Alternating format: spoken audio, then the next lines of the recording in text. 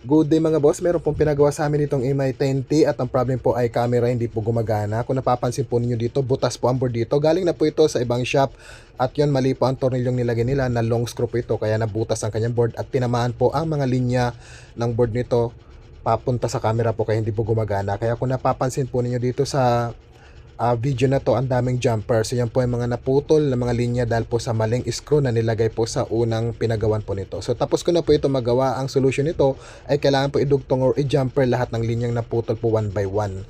So yan po, nakikita po ninyo working condition na po dito ang camera at lahat po ay working na.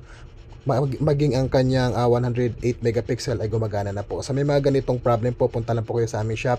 Pwede nyo po yan hintayin at panoorin habang ginagawa po namin, or pwede nyo rin po sa amin ipadala via LBC kung kayo po ay malalayo. So yun lang po mga ma'am and sir, Xiaomi Mi 10T camera problem due to long screw repair successfully. Thank you and good day to all of you.